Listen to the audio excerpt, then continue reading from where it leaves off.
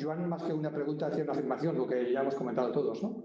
Que cuando llegamos los de seguridad, pues ya está todo el pescado vendido y te conformas con lo que te queda, ¿no? ¿Vale? Hay una pregunta que es, ¿crees que deberíamos pensar más en los humanos, sus actitudes y comportamientos, y no tanto en aquello material? Rotundamente sí. La seguridad por diseño se diseña para las personas, con lo cual no solo hay que pensar en el humano, es que hay que reunirse con él. No reunirse con el intermediario, reunirse con el usuario y pensar en que tenemos que diseñar para que las cosas sean sostenibles, sean usables, sean entendibles y perduren en el tiempo, por supuesto. Diseñar para el humano. La pregunta de José Ramón Becerra es, ¿está siendo la experiencia en aplicar la seguridad por diseño en el sector residencial, tanto en viviendas construidas y habitadas como en nuevos proyectos arquitectónicos? Bueno, sí, la experiencia es brutal. No sé, ya no llevo el cálculo de los proyectos que hay, las consultas que se reciben, pero os puedo asegurar que los clientes están absolutamente encantados, maravillados, nos invitan a comer a casa, oye, quedaros, esto, ya duermo por las noches, menos mal, gracias, me ha salido más económico, son todo bondades. En seguridad residencial, la seguridad por diseño también va muy de la mano de la arquitectura porque se deja trabajar mejor, en el sentido de que son proyectos más pequeños, hay menos intereses, solo los de un propietario o una propietaria. Entonces enseguida unimos, porque es como muy natural, cuando hablas con la arquitectura habla contigo y te juntas desde el inicio, o sea, todo fluye.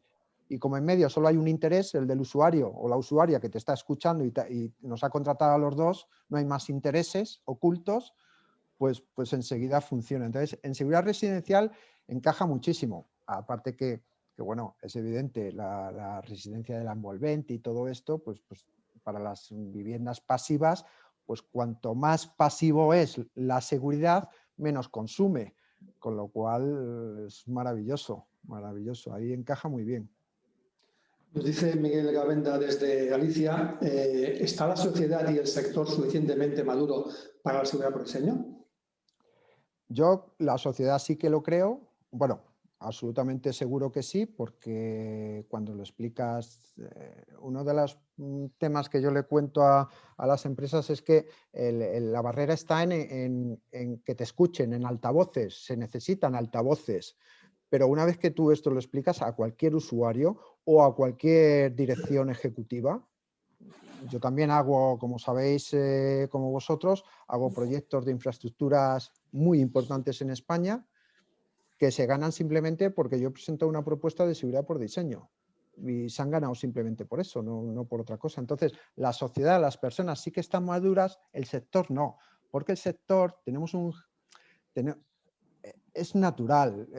Llevamos tantos años contando que la seguridad es tecnología que ahora a ver cómo contamos otra cosa. Y además necesitamos reciclarnos. Y además los directores generales de grandes multinacionales que su dinero ganan vendiendo cacharros, pues a ver cómo lo giran. Entonces ahí hay una serie de bloqueos importantes. Además, esto ya lo hemos hablado con algunos de vosotros, Miguel, con Eduard, no hay ninguna asociación, ahora ATSI, la primera, que se atreve a empezar a levantar alfombras, en que no tantos cacharros, que vamos a empezar a hacer un poco más de transversalidad. No hay ninguna asociación, no hay ningún ente, no hay ninguna iniciativa privada ni pública que empiece a entender que la seguridad tiene que ser más sostenible, que no estemos... Entonces, creo que la sociedad me consta que sí que está madura, el sector no. La segunda de Bien. Hay un matiz que nos incluye Miguel como segunda pregunta. Dice, ¿qué porcentaje de usuarios, clientes, tiene la madurez necesaria para la seguridad por diseño? ¿Qué porcentaje? No, bueno, de momento, mira, cuando estuve en verano en la casa pasiva, le pregunté al director del proyecto, oye, ¿qué porcentaje de SAR tiene las Passive House en la construcción? Se reía y decía, bueno, aunque hacemos miles, es menos del 1%. Yeah. Pues lo mismo contestaría yo, aunque hacemos cientos de proyectos, pues comparado con el resto de viviendas que se hacen, el resto de edificios que se hacen, pues no creo que llegue al 1%. Es muy bajo, muy bajo. Pero sobre todo porque no hay altavoces, no porque no se conoce, no porque no sea conveniente. Nos pregunta Javier R. no sé, Javier Ruiz. Javier Ruiz, debe ser. ¿Cuál es el grado de conocimiento de esta metodología actualmente por parte de los arquitectos en España? Y si se conoce en otros países del mundo. Sí, bueno, el grado de conocimiento de los arquitectos empieza a ser interesante. Ya hace 3, 4 años pocas personas hablaban de estos conceptos. Ahora ya sí, os vuelvo a decir lo mismo, porque el desarrollo de las casas pasivas, de las residenciales pasivos, empieza a hacer mucho y bien. Entonces se empieza a entender el diseño de otra manera, de hacer cosas más robustas, más estancas en muchos conceptos, de reducir impactos. Entonces yo me encuentro que los arquitectos ya lo empiezan a trabajar, pero lo más importante es que no hay bloqueos. Hace años hay mucho más bloqueo en una empresa de seguridad que en una arquitectura. Eso contestando a los arquitectos. O sea, la pregunta de qué implantación tiene esta metodología en arquitectos empieza a ser razonablemente aceptable. También preguntaba en otros países del mundo. En otros países, por ejemplo, Inglaterra, pues el Security by Design es que ya no vas a casi ningún sitio si no vas con Security by Design.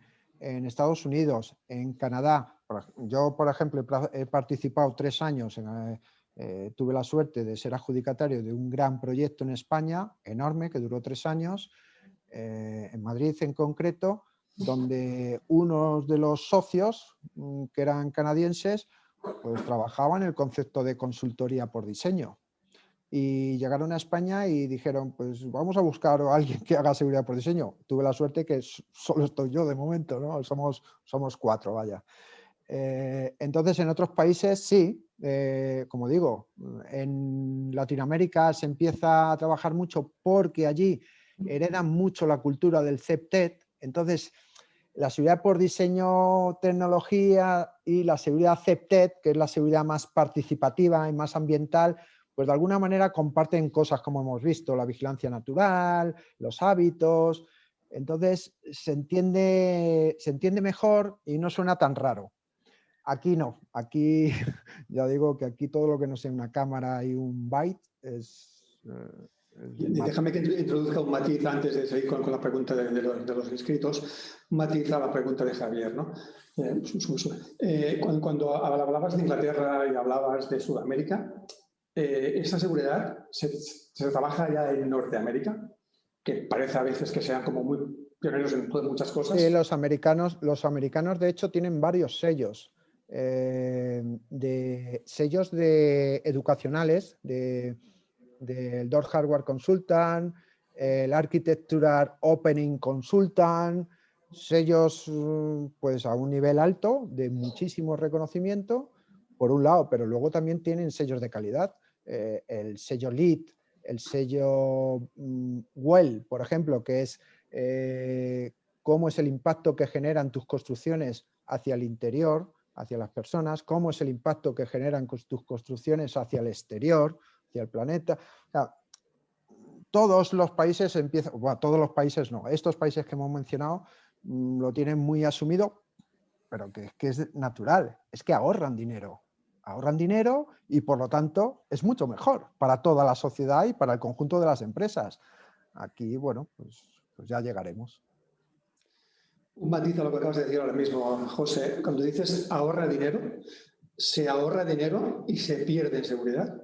O me imagino que vas a decir que no, ¿no? Pero nosotros lo tenemos tasado. Yo le pedí, no me acuerdo ahora, seguro me engaño, pero creo que el último gran proyecto que hemos terminado de algún millón de euros está por encima del 30% de ahorro sobre la previsión inicial de sistemas. Sí, eso está claro, hay ahorro económico, ¿no? Pero la pregunta también entroncaba con el, ¿se pierde seguridad Nada. generando ese ahorro? No, no, se pierden cacharros. Seguridad no se pierde, porque la seguridad tenemos que entenderla como, volvemos a decir, conocimiento. ¿Cuánto conocimiento hay que ahorra cacharrería? ¿Cuánto diseño hay? Porque muchas veces pones cámaras porque te han hecho una esquina que no veo, un desnivel o una plantación o una iluminación inadecuada, entonces necesito ver y pongo una cámara, por ejemplo, una cámara o un control de accesos. Si yo en el diseño evito esas oclusiones, evito la cámara, con lo cual no estoy ahorrando porque disminuya el nivel de seguridad del edificio, sino porque es que me ahorro los cacharros porque no los necesito. Sí, ¿cómo entronca eso que comentas ahora? ¿Cómo entronca con la intimidad? ¿No? Entiendo lo que dices perfectamente bien y entiendo que es bastante o muy aplicable a entidades, grandes edificios corporativos, ¿no? Pero un usuario de una empresa pequeña que quiere cierta intimidad o un domicilio particular, tú comentas ahora, y que también al principio lo decías, ¿no? La vigilancia natural versus la vigilancia con tecnología, con cámaras, ¿no? Me ahorro cámaras porque abro mis espacios de privacidad en mi patio, en mi piscina, en mi jardín, lo abro para que la gente me pueda estar viendo. ¿Cómo se conjugan esos dos intereses? La seguridad por diseño con la intimidad. Bueno, en España de momento mal, porque somos una idiosincrasia que nos ponemos el brezo en casa, ¿no? El brezo para poder salir al porche y cenar sin que nos vea el vecino. Sin embargo, nos vamos a países de Benelux, a otro tipo, a Alemania, tal, y no tienen ni cortinas, ventanas abiertas, ventanas orientadas. O sea, el CEPTED, que ya lo dice hace 3 décadas, el ver y ser visto genera mayor disuasión y, por lo tanto, protección que las opacidades. Nosotros somos un país de seguridad opaca o de seguridad invasiva, porque lo hacemos o con cámaras o con muros altos. Todo lo contrario. Cuanto más apertura, mejor. Eso no significa que no tengas privacidad, porque ya veremos qué ocurre con las millones y millones de cámaras que se están implantando sin ciberseguridad, sin protección, a ver qué hacemos con todas esas IPs públicas en Internet dentro de 3 o 4 años cuando esto explote. Y a ver si las cámaras, ahí nos daremos cuenta que realmente estábamos trabajando la inseguridad y la no privacidad. La vigilancia natural, Eduard, es una de las grandes aportaciones de la arquitectura a la seguridad. Bien. Hay una de preguntas de Germán Kopka. Dice la primera, ¿cómo hacerles ver a las empresas de seguridad privada el diseñar e innovar en dispositivos enfocados a la usabilidad del usuario? Difícil. Es que tenemos muchos frentes abiertos. Claro, enfocar los sistemas y las apps y los interfaces a la usabilidad del usuario, pues es difícil porque las empresas tienen lo que tienen, lo tienen que vender, tienen los stocks que tienen, es complejo. Germán, es un frente abierto que hay que trabajar. ¿Cómo hacerlo? Pues también Germán creo que es México, también es diferente allí la idiosincrasia de allí, la de aquí, la europea y la española. No tengo una respuesta concreta de cómo resolver eso. Su segunda pregunta es, ¿dónde puedo aprender más sobre seguridad por diseño? Bueno, pues mira, en España de momento, bueno, en España y en Latinoamérica hemos abierto cursos de seguridad por diseño. Lo que ocurre es que, digamos que seguridad por diseño tiene 3 niveles.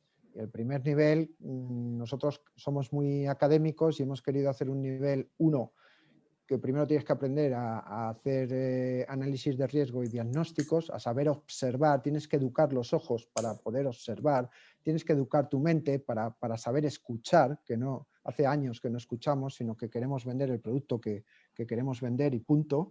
Entonces, los cursos están, lo que ocurre es que yo recibo muchas consultas, pero quieren un curso que solo hable de seguridad por diseño porque quieren la medicina ya rápida y no se dan cuenta que hay un proceso de transformación porque diseñamos según somos y si nosotros no cambiamos nuestro ser, no conseguiremos llegar a este hacer de seguridad por diseño, porque está en nuestra cabeza. El diseño son golpes de ratón, es creatividad, son ganas, es empatía, es creatividad, es innovación. Y esto no se puede dar en una pastillita, en un curso rápido, pocas horas y además aprobando siempre, ¿no? Entonces, ¿dónde se puede estudiar? En España tenemos cursos abiertos, pero son cursos bastante exigentes y que primero hay que pasar unas cribas hasta llegar a diseñar. Nos comenta también Miguel Babuenda, ¿no será preciso cambiar el foco del discurso hacia las escuelas de negocio y universidades, arquitectos, ingenieros, empresariales? Totalmente de acuerdo con Miguel. Por supuesto, estamos en ello. Yo personalmente, con algunos de vosotros del sector de seguridad, cuando algún día que estoy así un poco más alicaído, no son muchos, pero algún día me toca, digo, voy a abandonar la seguridad, voy a abandonar el sector de seguridad, estoy harto, estoy cansado de pelear. Me voy a ir con la construcción sostenible, que lo entienden perfectamente, y es que encaja perfectamente. Entonces, por eso digo que yo creo que el sector de seguridad va a perder una oportunidad de oro. Yo opino, como Miguel, no sé si opina así Miguel, pero yo opino que ahora mismo es más productivo irse hacia foros de la construcción sostenible y de la arquitectura, porque te van a entender mejor y además lo van a aplicar en el minuto 1, que no seguir R en el sector de la seguridad, que tienen que cambiar demasiadas sillas para que esto se entienda. Bien, Íñigo Ugalde, desde Euskadi nos dice, ¿dónde está la línea que separa la seguridad por diseño de la neuroseguridad?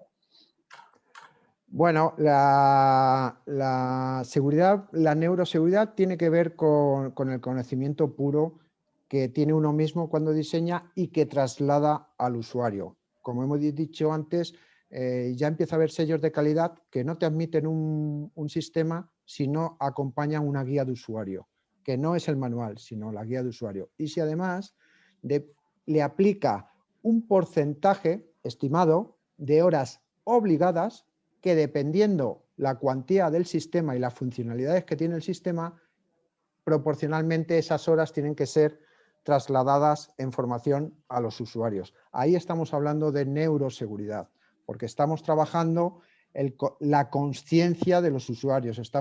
Al trabajar la conciencia, si tú trabajas en la fase primaria del cerebro, que son las creencias y las pseudo-realidades, estás trabajando la conciencia, subes al siguiente nivel, que es el nivel actitudinal. Y ahí ya puedes trabajar los hábitos y una vez que trabajas los hábitos, ya puedes establecer los procedimientos.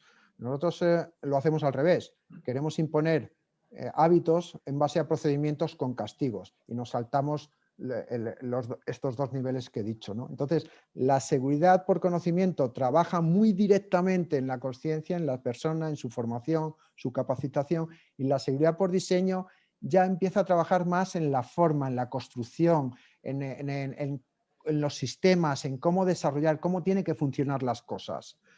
Y luego ya la seguridad por tecnología, pues encadena o digamos que ejecuta y termina todo lo que se ha hecho en la seguridad por diseño. Es una concatenación de las tres. Bien, otra pregunta nos dice Noelia Granados. Dice, soy asesora del BREEAM y con el nuevo manual de vivienda este es uno de los requisitos que se aborda. En la mayoría de proyectos este tipo de instalaciones no se suele incluir en los proyectos. Mi pregunta es, ¿qué sobrecoste aproximado tiene una instalación de seguridad? Bueno, pues ahora estamos haciendo ya proyectos y tenemos ya alguna experiencia. Difiere mucho porque hay construcciones, 50 chalés, tienen un coste menor que una urbanización de 300 viviendas en altura, donde zonas comunes son menores que zonas privadas.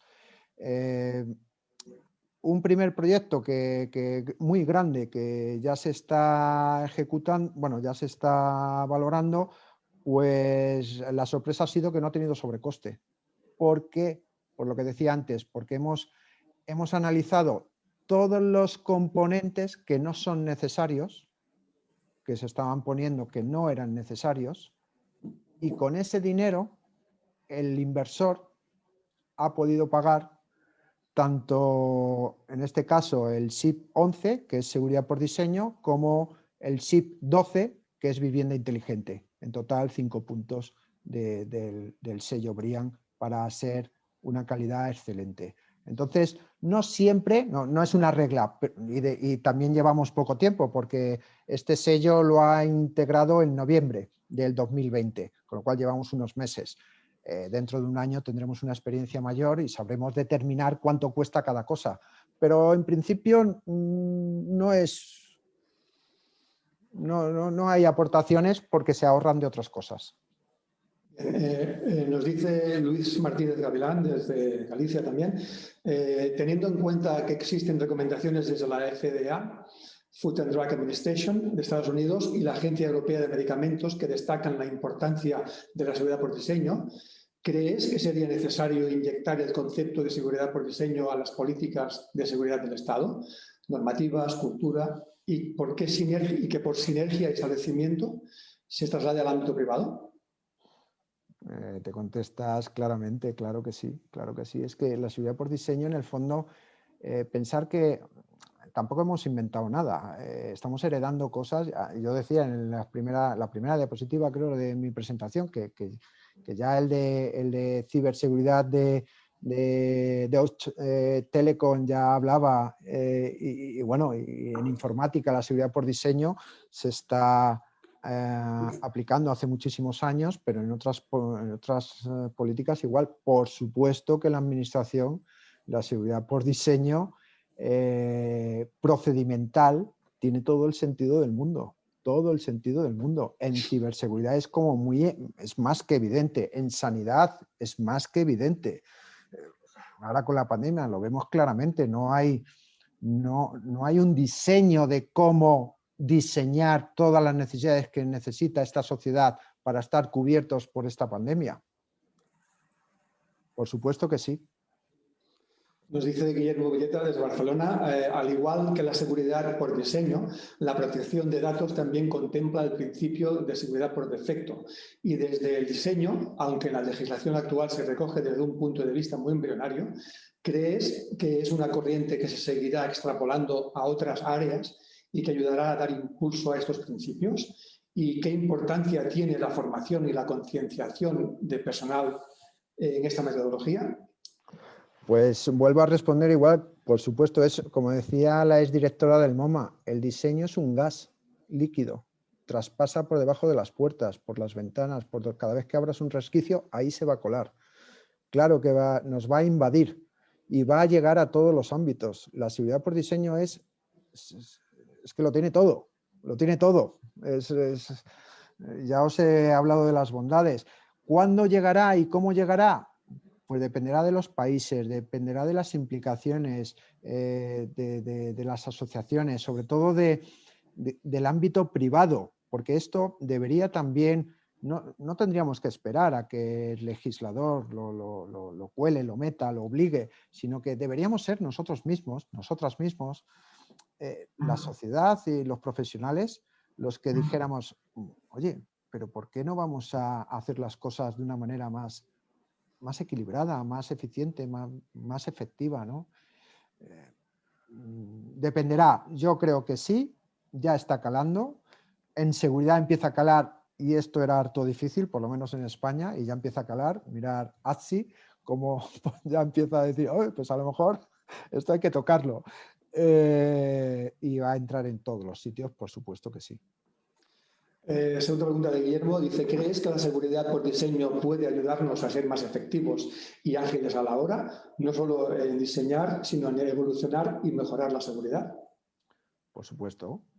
Yo tengo una metodología, dispongo de dos metodologías, dos algoritmos desarrollados, uno para metodología residencial y otro para metodología de infraestructuras estratégicas. Y ahí medimos la efectividad del proyecto antes de ejecutarlo.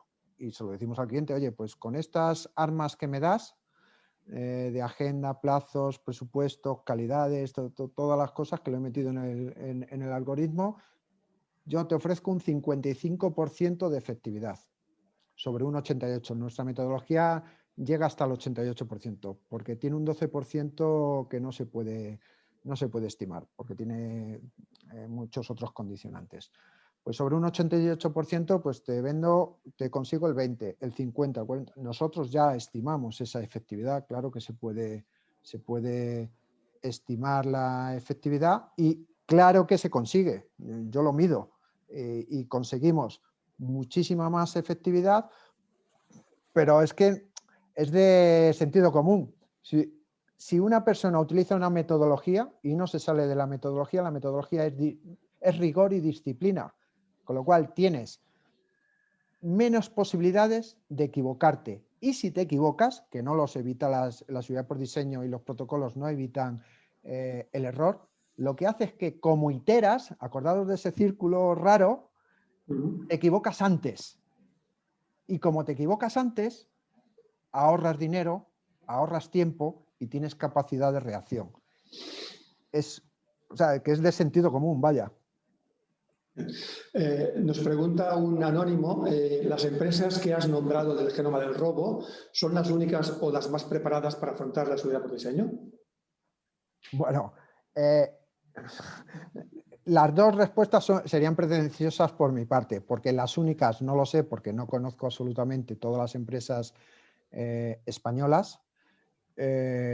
Yo conozco lo que conozco y de las que conozco, pues que yo sepa que hayan estudiado seguridad por diseño, que hayan pasado unos exámenes rigurosos. En genoma del robo se exige un 8 de nota de corte, o sea, un notable. No se exige un 5, se exige un 8. Y mira, ahora mismo tiene una tasa de suspensos de un 32%. O sea, por genoma del robo han pasado 114 alumnos en 2 años. Y hay 30 o 30 y tantos que están acreditados solo. Luego hay otro porcentaje que están aprobados pero no acreditados, con lo cual eso es lo que hay en genoma del robo. En seguridad por diseño, otras empresas, a lo mejor las hay, pero yo no las conozco. No las conozco. Bien, Aurelia Rodríguez de Barcelona nos pregunta la seguridad por diseño y el compliance, ¿cómo interactúan o interactuarían? Ahí hay algunos, yo he asistido a algunos pequeños foros donde se empieza a hablar de estas cosas en general. Yo todavía lo veo lejos, eso lo veo poco natural. El compliance tiene entidad propia, tiene un recorrido propio, está regulado, legislado, la seguridad por diseño no. El compliance está mucho más avanzado. Hay directores y directoras que están nombrados para esto. En seguridad por diseño somos unos recién llegados. No se puede comparar y no sé el futuro que deparará. Bien, tú ya sabes que hace algún año largo o años que hablamos tú y yo de estos temas, ¿no? Ahora llega mi turno de preguntas, que creo que no hay ninguna más, no veo en pantalla ninguna más, ¿no? Siempre al principio me hacía gracia escucharte hablar de entropía, que al principio ya te dije que no sabía qué significaba, luego ya lo dominas, ¿no? Y yo te hablaba en aquella época de entropía, me suena a utopía, ¿no? A utopía. Y esto que parecía una utopía hace un tiempo, o hace un par de años, ha pasado esos 2 años. Hace un año que íbamos a hacer un año en marzo pasado, íbamos a hacer nuestra charla presencial en Madrid sobre este tema.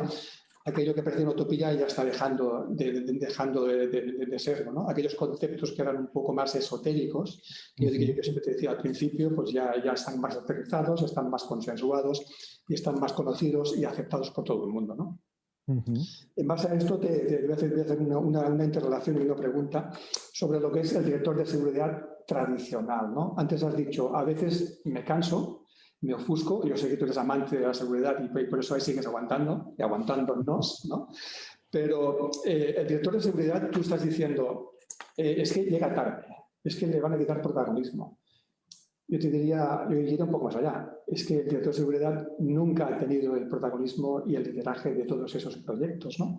Entonces, aunque no seamos el protagonista intrínseco y el número uno en cuanto a ese liderazgo, si nos dejan participar desde un buen principio, yo creo que habremos ganado muchísimo. Y la seguridad por diseño lo que va a facilitar es que los directores de seguridad participemos en esos proyectos desde un buen inicio, ¿no?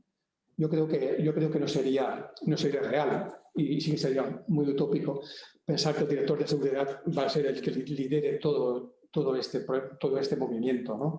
Porque hay otras interrelaciones con departamentos que tienen mucho más peso, que son los que más confía la propiedad de entrada, ¿no? ¿Cómo lo ves? Yo lo veo como tú hoy.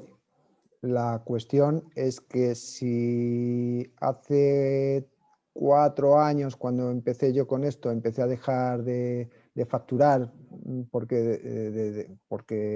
en vez de dedicar el tiempo a ser vendedor para ofrecer mis servicios de control de acceso, que era lo que yo me dedicaba, de diseñar equipamientos, porque me decían, olvídate que la seguridad por diseño y esto no hay quien lo entienda, ni la entropía, ni todas estas vainas que tú dices, José, pues si hubiera desfallecido, pues hoy no estaríamos hablando de esto y bueno, pues no estaríamos aquí. Yo creo que hoy el director de seguridad o la directora de seguridad está muy lejos por muchas cuestiones que has comentado, también por su necesidad, que tiene necesidad de reciclarse si quiere entrar en estas cosas.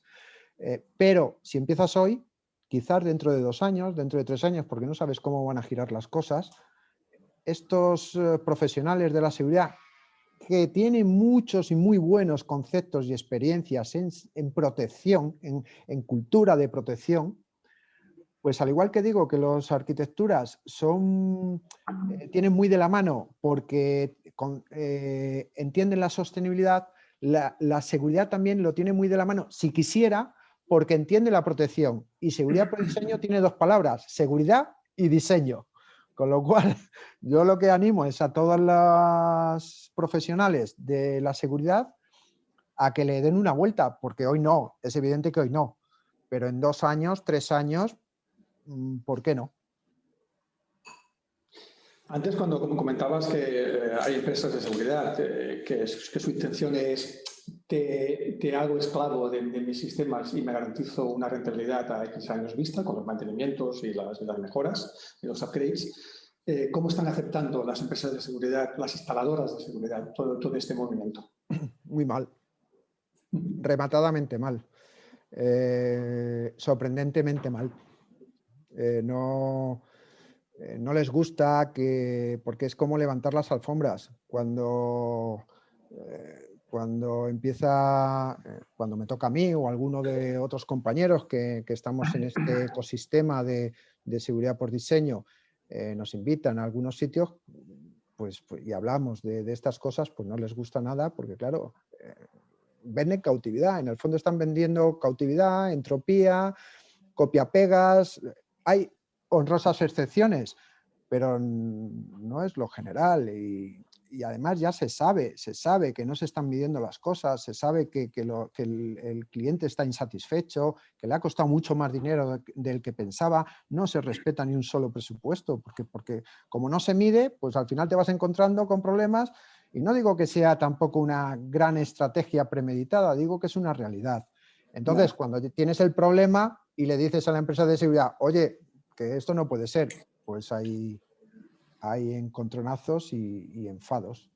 Lo están aceptando muy mal, pero vuelvo a deciros, es que no les queda otra. Hoy todavía tienen poder, hoy ya veremos en unos años si son meros ejecutores. Me imagino que, tocando lo que comentas, cuando estas empresas vayan viendo que los usuarios, los que les van a encargar los proyectos o darles ese negocio, no comulgan con esa creencia, sino que se van a otros que se decanten más por el diseño, a lo mejor ellos van a hacer ese cambio de chip, ¿no? Me imagino, a la fuerza. No sé si por voluntad o por necesidad, ¿no? Pero lo van a hacer, seguro, ¿no? Seguro que lo harán y bueno, ya algunas lo están haciendo.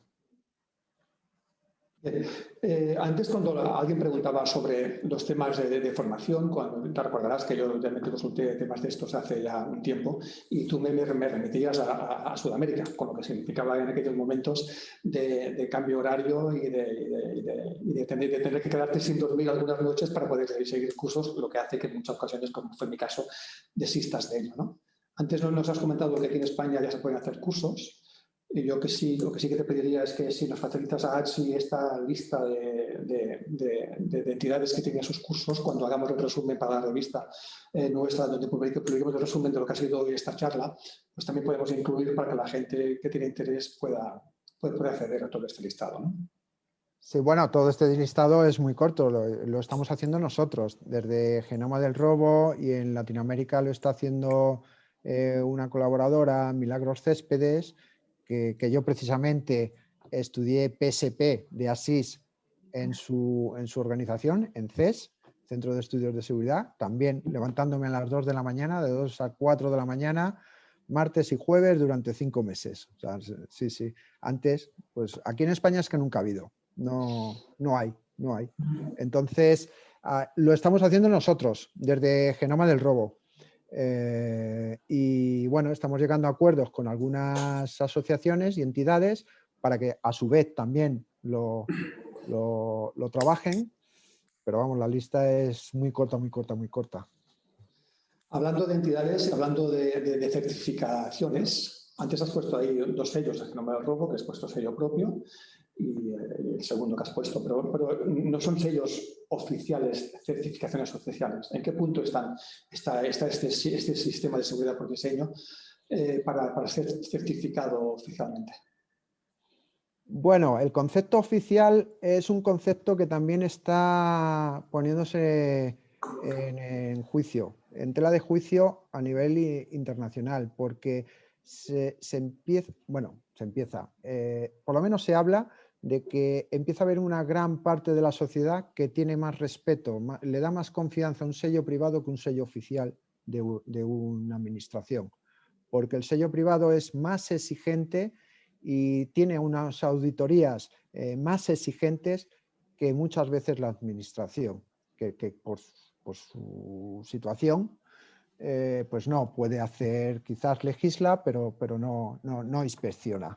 Entonces, lo de oficial o no oficial empieza a perder valor, y lo que se pone en valor es que cada uno de estos sellos tengan la transparencia de publicar cómo son sus reglas del juego, cómo son sus horas, su programación didáctica, su carga de horas, sus exámenes, si hacen auditoría o no la hacen, porque hay sellos que simplemente dan el certificado, hay otros que además te auditan cada año, hay otros que lo hacen cada 2 años.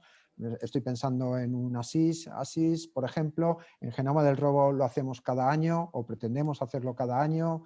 Cada uno tiene sus cosas. Brian audita, Lead, por ejemplo, no audita.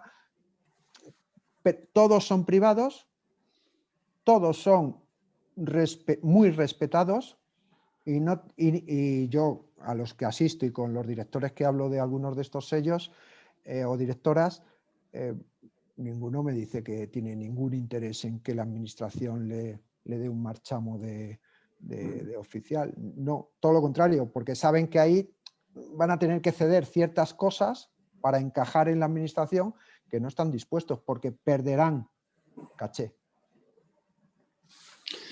Bien, pues como yo ya no tengo más preguntas y tampoco veo en pantalla ninguna otra, José, agradecerte a tu entidad, a tu consultoría y a ti en particular, pues la amabilidad y la brillantez con que nos has sabido definir estos conceptos que yo te comentaba hace tiempo, que eran de cierto esoterismo, y ya cuando un poco más conocidos y familiarizados todos con ellos, pues ya empiezan a sonarte de forma muy diferente. Gracias a ti, gracias a los que han aguantado esta hora y 30 y casi 40 minutos de debate, y nada más. Nos vemos el próximo mes, ya os anunciaremos en la próxima. Ha sido un placer, José, haber compartido contigo este primer martes con online.